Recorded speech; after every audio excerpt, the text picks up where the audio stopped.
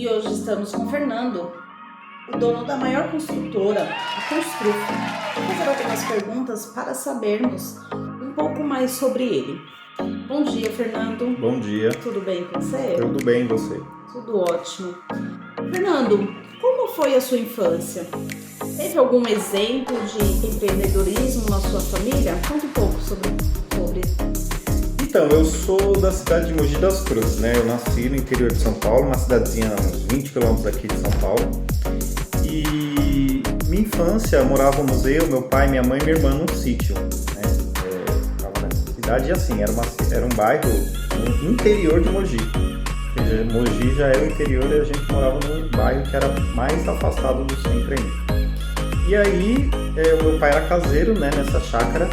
Então a gente não tinha exemplo de empreendedorismo, a gente só tinha exemplo de trabalhar na roça. Então a gente capia, a gente plantava, a gente colhia, enfim. O único exemplo não, né? A única coisa que eu fiz como empreendedor na época, eu não sei de onde que eu tirei essa ideia, foi que uma vez eu saí na porta do sítio, umas latinhas de cerveja, latinha de refrigerante cortada, e tive a brilhante ideia num dia de sol de vender. Coloquei uma mesinha ali e eu ia vender para as pessoas que passavam por conta do calor, lá fazia muito calor. Queria vender água para as pessoas, né? Então hoje em dia as pessoas vendem no farol, as garrafinhas e tal. Eu já tive essa ideia lá em Mogi, era o ano, acho que era 95, 96. E eu não sei de onde que eu tirei essa ideia, mas foi a única coisa que eu fiz de empreendedorismo num lugar assim onde que a gente não tinha nem televisão. Legal. Mas já foi uma experiência, né? Foi. Legal. E Fernando, como que você começou a sua jornada empresarial? Qual foi o seu primeiro negócio? O meu primeiro negócio, bom, eu tive diversos negócios que não vingaram, né? Então, assim, o meu primeiro negócio foi vendendo revista. Na verdade, lá em 2009, 2008, mais ou menos, eu fui trabalhar numa editora, né? Eu fui trabalhar numa editora de revista e naquela época as pessoas ainda consumiam revista por assinatura.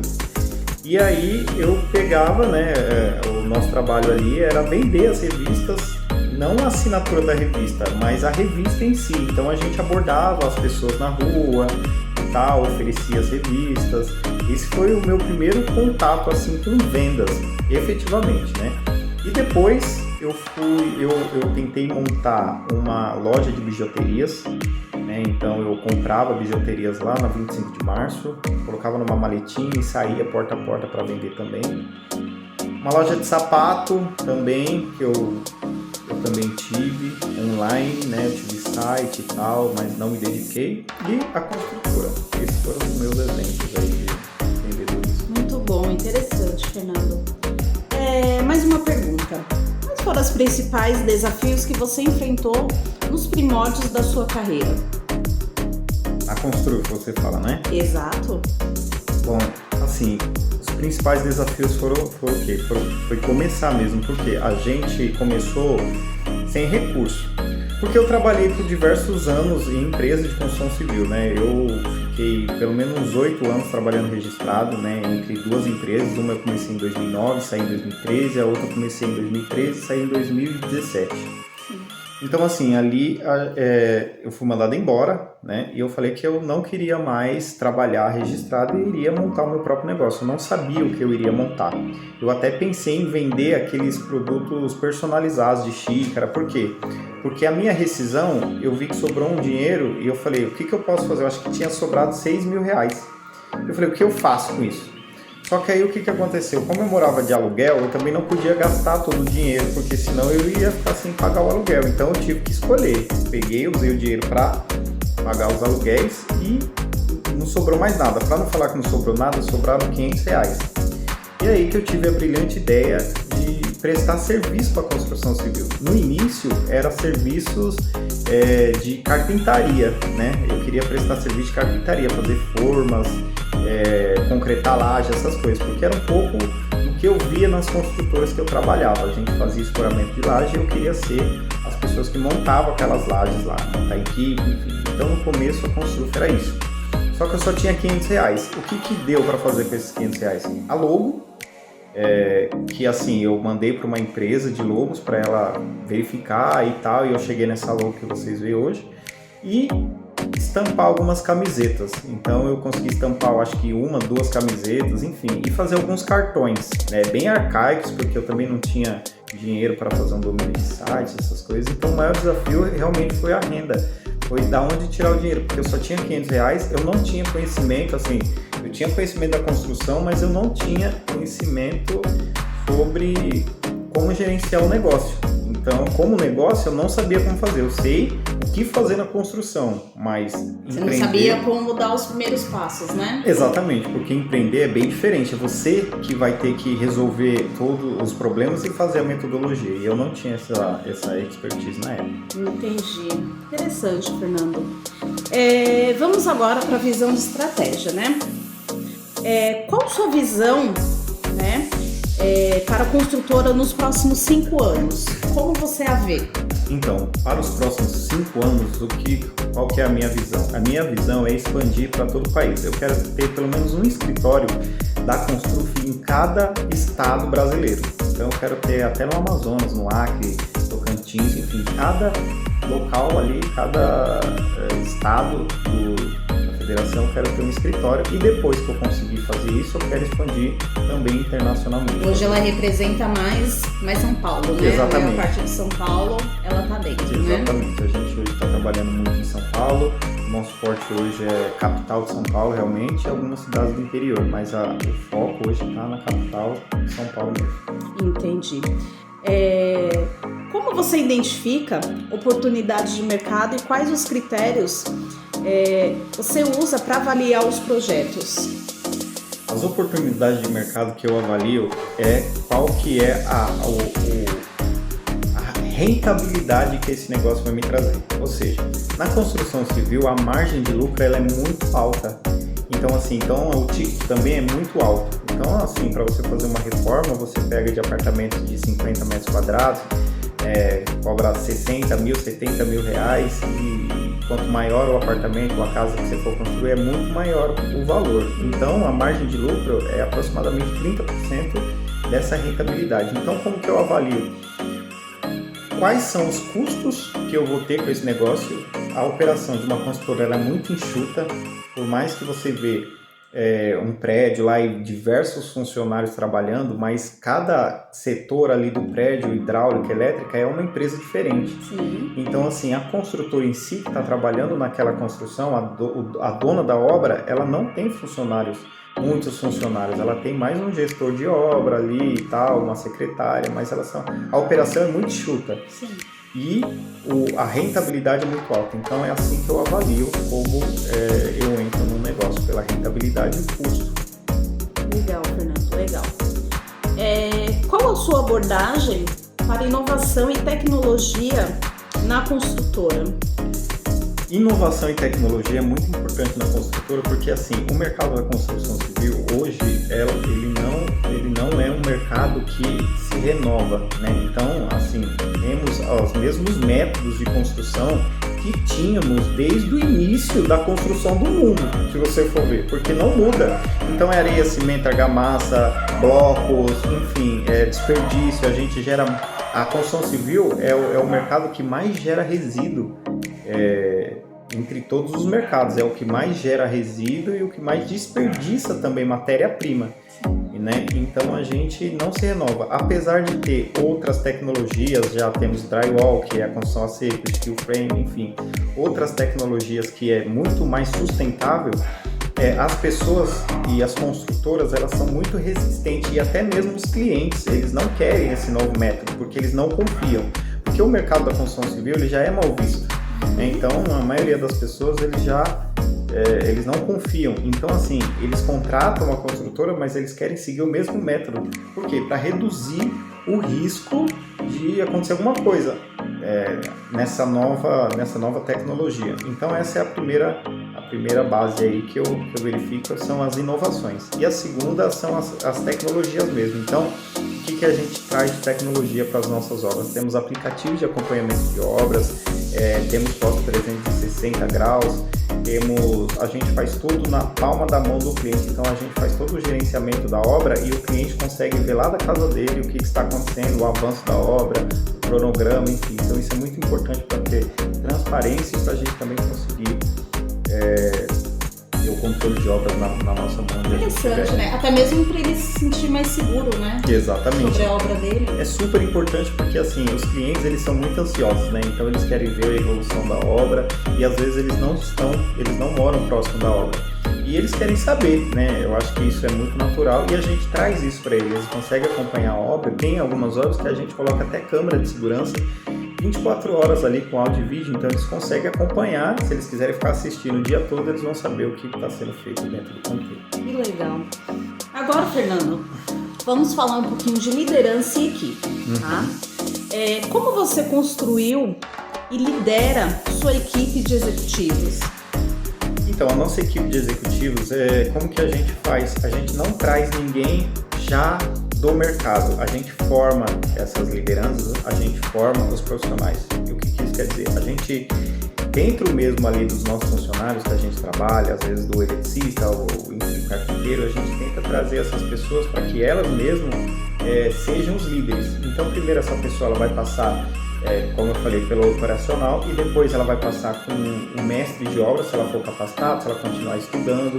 Então a gente vai formando essas pessoas, até mesmo porque eu acredito que as pessoas que estão sendo formadas, elas não têm nenhum tipo de vício, no sentido de, às vezes já veio de outra empresa, já costuma ter os processos daquela forma, e a gente não, a gente construiu os processos do zero, os processos são nossos, eu mesmo que construo o passo a passo da empresa e eu quero que as pessoas repliquem isso.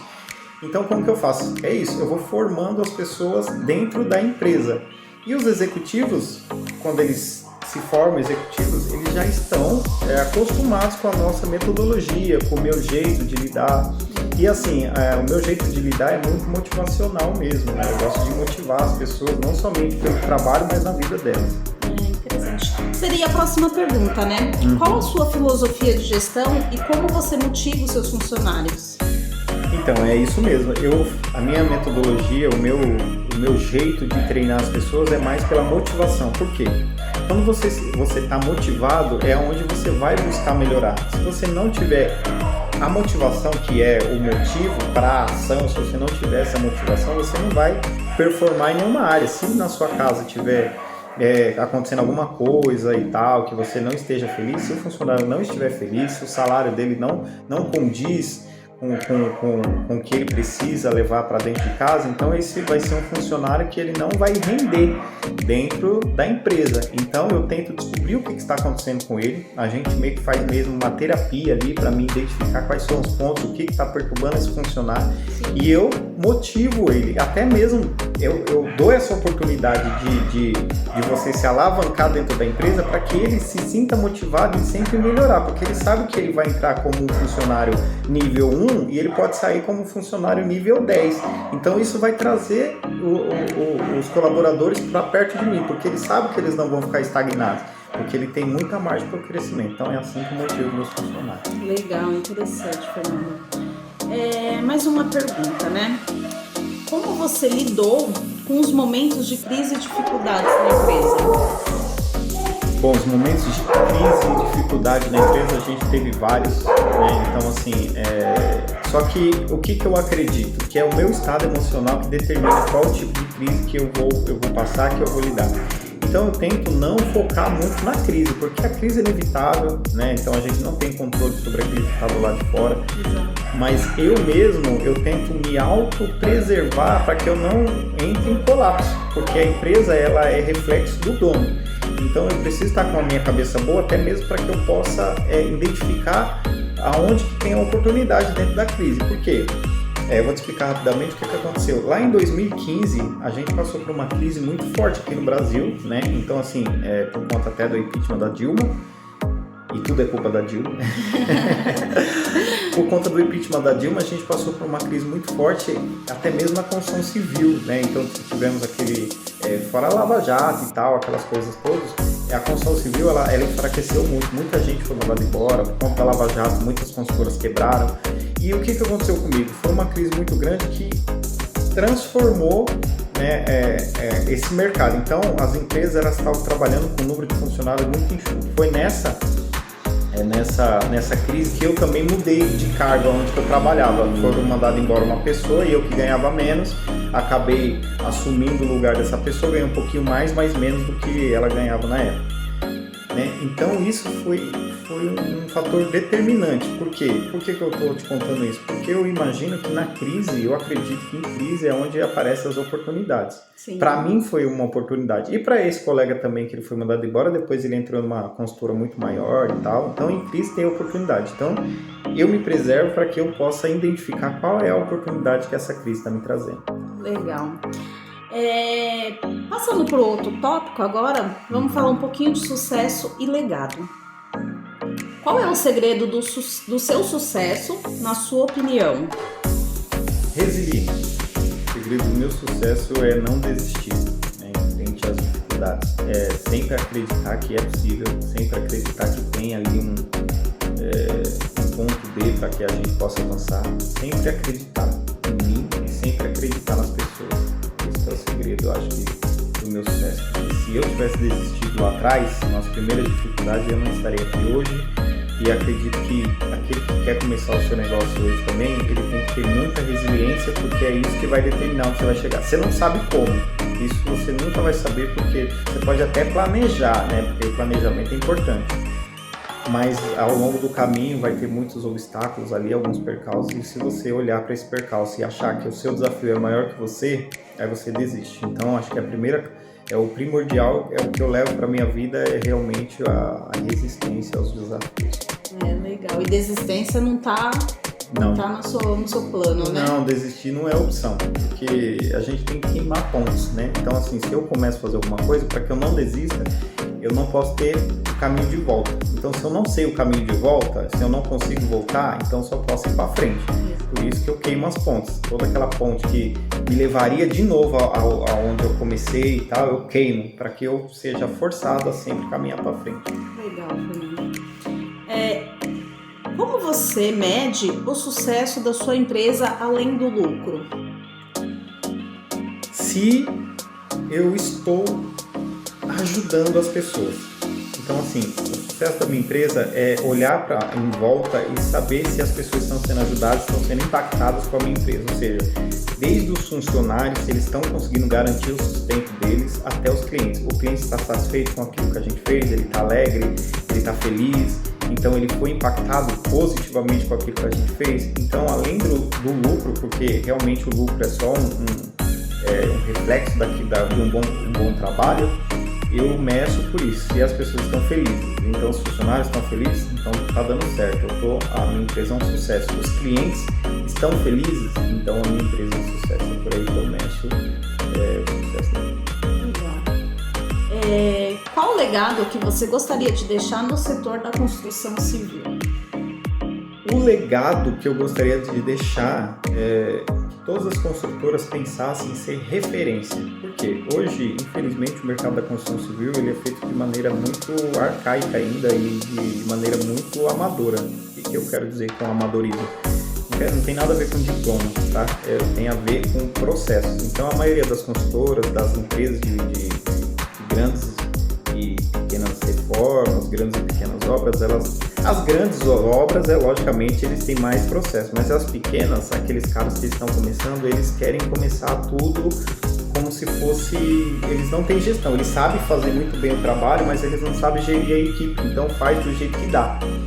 Então, assim, o legado que eu queria deixar é ser a referência para que outras empresas também vejam como eu comecei e como eu estou hoje, e também, se eles quiserem acompanhar e copiar até o método que a gente faz, isso é bem legal, porque assim, a gente vai subir a régua no setor da construção civil. Então esse é o legado, ser a referência, para que todos aqueles que comecem agora tenham essa referência e acompanhem, tenta seguir a mesma coisa, porque aí a gente vai elevar o nível da construção civil e vai tirar essa fama nossa aí que a gente tem, né, de ser o pior setor aí do mercado, né, no quesito qualidade, enfim, processos. Legal. Agora vamos para um outro tópico. Desafios atuais. Tá. Vai a primeira pergunta. Quais são os principais desafios que você enfrenta atualmente na construtora? Bom, o maior desafio hoje que a gente tem é a mão de obra. Por incrível que pareça, nós somos uma empresa de prestação de serviço e a gente conta muito com a mão de obra. Então, o que a gente está vendo aí hoje no mercado? Porque hoje a gente está numa era, não sei se é uma era, se é um tempo que as pessoas elas estão tendo outras formas de trazer o sustento para dentro de casa. Então, hoje em dia tem muitas facilidades, né? Até mesmo através do celular a gente consegue fazer uma renda. E ninguém mais quer trabalhar com pesado. Então, o que acontece? A gente, por mais que ofereça um bom salário, as pessoas não estão interessadas em ficar o dia todo carregando pedra, cimento, virando massa, enfim, fazendo essas coisas. E a gente até dá oportunidade para as pessoas que não sabem, né? Então, a gente começa com um ajudante que nunca trabalhou, a gente treina essa pessoa, enfim. E aqueles funcionários, aqueles caras que já sabem, muitos deles estão ficando um pouquinho mais velhos, estão saindo, né, da construção, e os que estão chegando agora, ou eles não se dedicam para aprender a profissão, ou eles nem querem aprender. Então a gente está tendo essa dificuldade aí de encontrar mão de obra, não digo nem qualificada, porque a gente qualifica, mas a pessoa mesmo que esteja interessada em trabalhar no ramo. É aquela questão, né, do preciso, mas não quero, né? Exatamente, você falou tudo. A pessoa até precisa, mas ela fala, mas tem que mexer com pesado, não. E aí vai uma crítica também, assim, até a gestão que a gente está hoje. A gente tem um governo também que não permite com que a pessoa trabalhe e tenha lá o seu auxílio, né, que a gente sabe qual que é. Então, a pessoa, ela escolhe, bom, se eu vou trabalhar no pesado para ganhar e perder o meu auxílio, eu prefiro ficar em casa e me vir para o auxílio. Esse é o grande problema. Sim. Mais uma pergunta, Fernando. Como você está lidando com a atual conjuntura econômica? Olha, a gente já lidou, como eu tinha te falado, né, em diversos mercados aí. A gente passou pela crise da Dilma em 2015, onde que a construção civil, que é um dos propulsores do país, né, a gente, a construção civil e a agropecuária não, né? O agro que leva o país, são os dois setores, também tem o têxtil, enfim. Então são os maiores setores aí do mercado, são esses, né? O agro, construção civil, indústria têxtil, é o que... E a gente passou por uma crise que reduziu muito o setor da construção civil. Então, assim, se a gente não estiver passando por uma grande crise, eu acho que essas pequenas crises que a gente passa aí, elas não interferem, né? Porque hoje... Você pode notar que em cada esquina tem um prédio construindo, tem muitas oportunidades. Também a gente está com uma taxa Selic muito baixa, e isso faz com que o crédito, as pessoas queiram comprar mais, porque com uma taxa Selic baixa, o poder de compra da pessoa no quesito financiamento aumenta.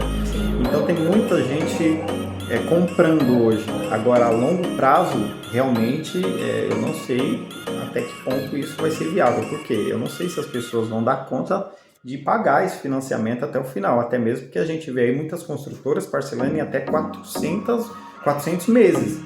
Isso, 400 meses dá 40 anos, 39 anos mais ou menos, então é preocupante também. É um bom tempo, né? É um bom tempo, mas hoje, a gente tem que pensar no agora.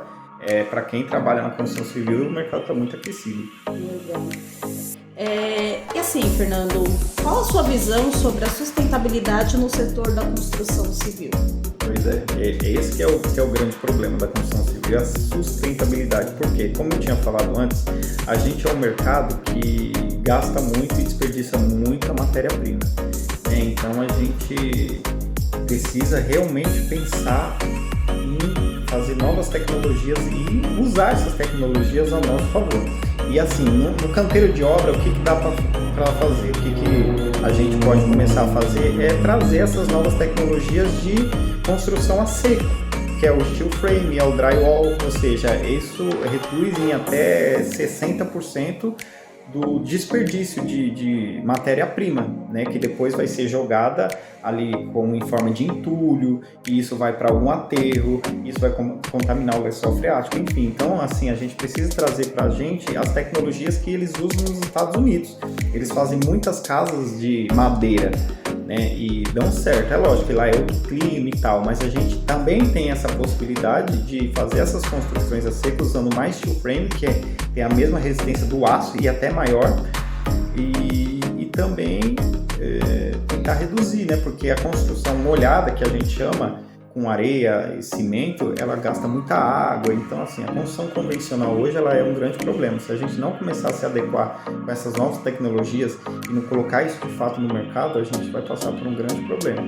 E também, né, já puxando o gancho aí, temos na construção civil as maneiras de reduzir, que não deixa de ser no nosso setor, maneiras de reduzir o gasto de energia, que é as placas de energia solar. Temos também cisternas para captação de chuva. Então isso tudo dentro do mercado da construção civil tem que ser implantado nas casas, nos prédios, né? Nos mercados, enfim, centros comerciais, porque isso também é um braço da construção civil que vai reduzir o gasto de energia aí ao longo do tempo. Entendemos, Fernando. Agora, né, para irmos para o fechamento, né, o último tópico, né? Qual é o conselho que você daria ao empreendedor iniciante? O que você falaria para ele, já que você passou por essa experiência? O que você diria? Um conselho para um empreendedor iniciante. Não precisa ser da área da construção, seria qualquer empreendedor, né? Sim, pode ser. Bom, eu queria dizer para você, empreendedor que está começando agora, independente da onde você veio, da sua classe social, de quanto dinheiro você tem no bolso, hoje, mais que nunca, as oportunidades elas estão mais evidentes ainda. E um conselho para você é assim, o primeiro conselho é o quê? Comece. Porque se você não começar, o sonho ele não vai sair do papel sozinho. Então você precisa primeiro começar. Então comece qualquer coisa que você quiser começar, mas não tenho dinheiro para começar. Mas hoje não precisa de dinheiro. Hoje você pode começar um negócio na internet, vendendo produtos sem ter estoque. Os dropships tá aí para provar isso. E se você trabalha com prestação de serviço, é mais fácil ainda começar. Então, primeiro, só comece. Segundo, não desista. Porque assim, até para começar, você já tem aquela decisão. Será que eu começo ou não? Isso já é uma decisão. Então, se você optar por não começar, você já está desistindo antes mesmo de começar. Então, a desistência, isso tem que eliminar essa palavra do seu vocabulário, do seu dicionário. E segundo, quando você começar a ter os seus primeiros sucessos, não fique estagnado, sempre busque crescer mais, se melhorar, se aprimorar mais, não deixar com que sua empresa continue naquele patamar. Às vezes você já está com um faturamento que você jamais imaginou ter, mas aquilo ainda é pouco, tem que ser pouco para você, porque quando você mira lá na frente, talvez lá na frente você não vá acertar, mas você vai acertar um pouco antes. Mas já vai ser longe de onde você está. Então sempre busque se aprimorar, sempre busque evoluir, não só como pessoa, mas também na sua empresa. Que legal, Fernando. Mais uma pergunta. Quais as lições, né, você aprendeu ao longo da sua carreira? Lições que eu aprendi. A principal lição que eu aprendi é me conhecer mais. Eu não me conhecia quando eu comecei. Comecei lá em 2017. Né? E ali eu achava que eu me conhecia, mas eu não me conhecia. Então a primeira lição que eu aprendi é se conheça mais. Eu tive que me apresentar, eu não sabia que eu era. Então, assim, foi uma coisa que eu falava, nossa, eu não sabia que eu era assim. Então essa foi não deixa de ser uma grande lição. A segunda lição foi traga pessoas que estejam alinhadas com o seu propósito, porque eu já convivi com pessoas que não tinham alinhamento com o meu propósito e isso só me atrapalhou. Mas quando você tem pessoas que estão alinhadas com o seu propósito, que elas querem o mesmo objetivo que você, elas te ajudam a crescer e elas crescem também. Então, assim, uma lição importante é estar próximo de pessoas que estejam compartilhando do seu propósito e não se distrair. A distração ela é muito perigosa, porque enquanto você está doando energia para alguma coisa que não faz sentido para aquilo que você está construindo, você deixa de construir aquilo que faria sentido. Então é uma lição valiosa. Esteja cercado de pessoas que querem a mesma coisa que você, porque a possibilidade de você se perder no meio do caminho, se você não tiver com pessoas que estão pensando igual que eu digo, não é pensar a mesma coisa, mas pensar em crescer, pensar em produzir, pensar em ter resultados. Esse tipo de pessoas no seu hall de pessoas ali junto com você é super importante. Então essa é uma das lições aí que eu aprendi, me conhecer e estar próximo de pessoas com o mesmo propósito que eu. Legal. E a última pergunta, né? Como você acredita que o empreendedorismo pode impactar positivamente a sociedade? essencial, porque quem gera a maior número de empregos no Brasil e no mundo não é o governo. O governo eles só querem tirar proveito de uma coisa que é o empreendedor que faz. Se a gente deixar de existir, e aí vai um toque para aqueles caras aí que acreditam no comunismo, que o comunismo é a repartição de todo o dinheiro. Se você repartir todo o dinheiro, se você dá 1 milhão de reais para cada pessoa no Brasil, você vai gastar só 218 milhões de reais, só que é questão de tempo. Eu vou chutar aí que dentro de um mês o dinheiro ele vai voltar na mão daqueles que tinha que ter o dinheiro, que liberaram esse dinheiro, porque a população, elas infelizmente, elas não são treinadas, né? Elas não são... ninguém cria essas pessoas no foco de desenvolvimento mental, de desenvolvimento de carreira, essas coisas. Então elas estão muito perdidas em coisas supérfluas. Então elas gastariam o dinheiro comprando iPhone, com viagens, bebidas, essas coisas, e o dinheiro voltaria na mão daquele empreendedor que montou um negócio, uma loja de celular, uma loja de viagens, enfim. Então o empreendedorismo ele é muito importante, porque é o que move o país. A pessoa que trabalha, ela trabalha para alguém, né? Aquela pessoa que é registrada. Esse cara que registrou essa pessoa, ele é o empreendedor. Então ele colocou, né, o risco, né? Skin the game, isso, que é você estar no risco ali. Então, se a gente parar de existir, né, como eu estava falando, que não tem que existir rico mais, não tem que existir milionário, quem vai fazer o serviço? Quem vai gerar esses empregos? O governo gera 5% dos empregos, que é os empregos aí de funcionário público, né? Então, quer dizer, 5% não dá conta desse tanto de gente aí que tá desempregado e que pode ser que fique desempregado. Então, o empreendedorismo é o motor propulsor do país. Então, essa é a importância do empreendedorismo no país, no Brasil. Legal, Fernando. E para a gente fechar com chave de ouro, né? Até mesmo para o pessoal conhecer um pouquinho mais sobre você, resumindo a tudo isso que a gente conversou, quem é o Fernando? O Fernando, ele é um cara batalhador. É um cara assim que teria tudo para dar errado, teria todos os motivos do mundo para não conseguir nada e desistir.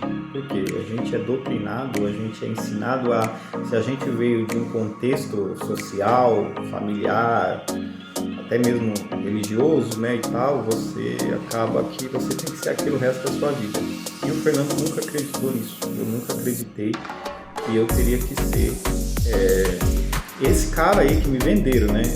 Porque eu sou aluno de escola pública minha vida toda, minha vida inteira, né? Tem gente que estudou escola pública primeiro ensino fundamental e depois foi para escola particular. Eu não sei o que é uma escola particular. Eu me formei, né, em faculdade privada, porque vocês sabem que faculdade privada é muito mais fácil você entrar do que uma faculdade pública. Faculdade pública é para quem tem dinheiro, porque os livros são caros.